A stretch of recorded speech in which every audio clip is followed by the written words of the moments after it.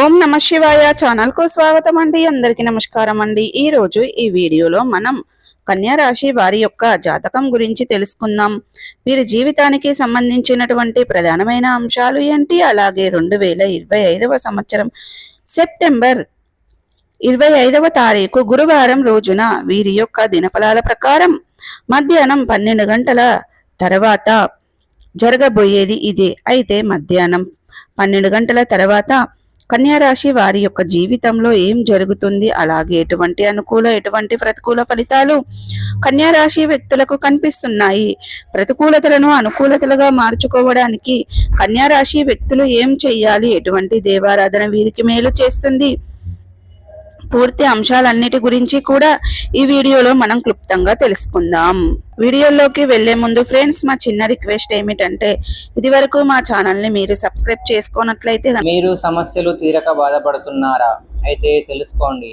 శ్రీ మైసమ్మ తల్లి ఆశీస్సులతో జ్యోతిష్యం చెబుతున్నారు గురువుగారు. దూరంలో ఉన్నవారికి ఫోన్ ద్వారానే జ్యోతిష్యం చెబుతున్నారు. భార్యాభర్తల సమస్యలు, ప్రేమ సమస్యలు, కుటుంబ సమస్యలు, డబ్బు సమస్యలు, వ్యాపార సమస్యలు, నమ్మిన అబ్బాయి లేదా అమ్మాయి రావడానికి పూజలు చేయబడును.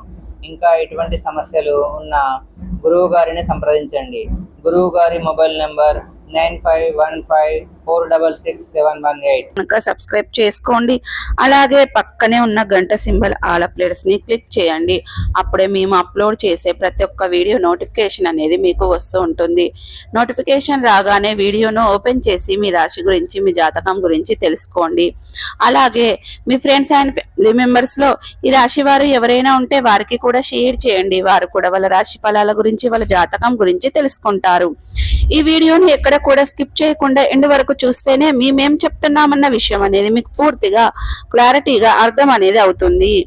సో ఇక ఏమాత్రం లేట్ చేయకుండా వీడియోలో వివరాల్లోకి వెళ్తే గనక, కన్యా రాశి అనేది రాశి చక్రంలో 6వ రాశి. ఉత్తర 2, 3, 4 పాదాలు, హస్త 1, 2, 3, 4 పాదాలు, చిత్త 1, 2 పాదాల్లో జన్మించిన వ్యక్తులు కన్యా రాశి కిందికి వస్తారు.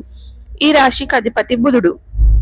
ముందుగా వీరి యొక్క వ్యక్తిత్వాన్ని మనం గమనిస్తే గనక, కన్యా రాశి వారు చాలా మంచి వ్యక్తిత్వాన్ని కలిగి ఉంటారు. అలాగే సిస్టమేటిక్ కూడా కలిగి ఉంటారు, క్రమశిక్షణ కూడా కలిగి ఉంటారు. వీరు బంధాలకి, అనుబంధాలకి చాలా ప్రాధాన్యతని ఇస్తారు. అలాగే